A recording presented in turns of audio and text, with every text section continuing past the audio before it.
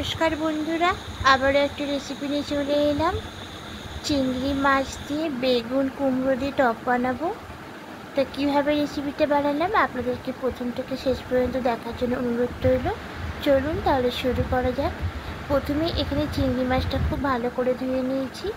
एबार एखाने सामान्य एकटु लबण और हलुद गुঁড়ো दिए माखिয়ে नेब। और एखाने बेगुन और कुमड़ो छोटो छोटो करे केटे रेखेছি। এবার কড়াইয়ের মধ্যে সামান্য একটু তেল দেব। তেলটা একটু গরম হতে দেব। তেলটা গরম হয়ে গেছে। এবার চিংড়ি মাছগুলো তেলের মধ্যে দিয়ে দেব। দিয়ে হালকা নাড়াচাড়া করে একটু ভেজে নেব। খুব বেশি কড়া করে ভাজার দরকার নেই, একটু লাল লাল করে ভাজলেই হবে। তেঁতুল ভিজিয়ে এরকম করে তেঁতুলটা সেঁকে নিয়েছি। এবার এখানে দিয়ে দেব লঙ্কা গুঁড়ো,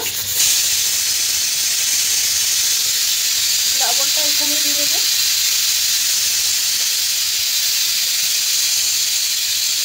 হলুদ গুঁড়ো দেবো,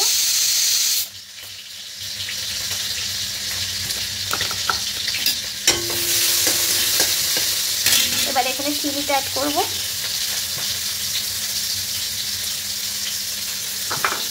খুব ভালো করে মিশিয়ে নেব।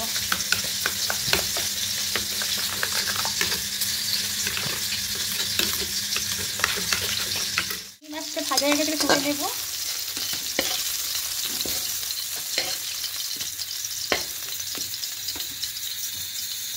এবার এই তেলের মধ্যে ফোড়নে দেব শুকনো লঙ্কা আর সর্ষে, কালো সর্ষে দেব।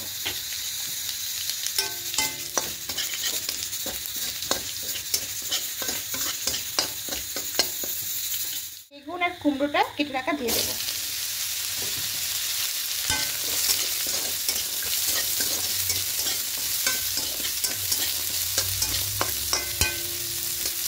এবার একটু ভেজে নেব। একটু ভেজে নিয়েছি। এবার এখানে জল দিয়ে দেব।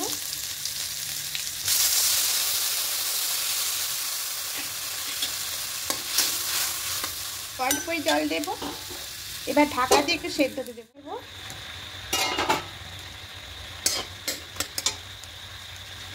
দেখুন সেদ্ধ হয়ে এসেছে। ঠিক এরকম যখন সেদ্ধ হয়ে আসবে তখনই তেঁতুলের গোলাটা দিতে হবে, নাহলে টক করলে সেদ্ধ হবে না।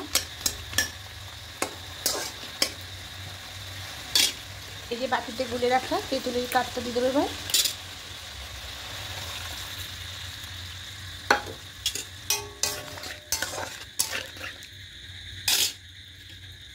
এবার বাটিতে একটু জল দেব।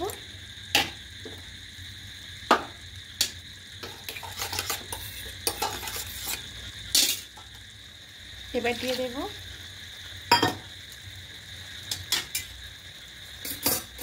এবার চিংড়ি মাছ ভাজাটাও দিয়ে দেবো।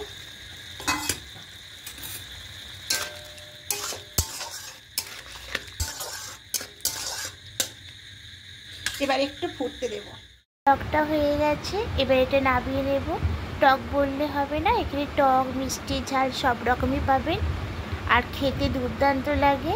অবশ্যই একবার বানিয়ে দেখবেন বন্ধুরা, খুবই ভালো লাগবে খেতে। আর ভালো লাগলে অবশ্যই কমেন্টে জানাবেন।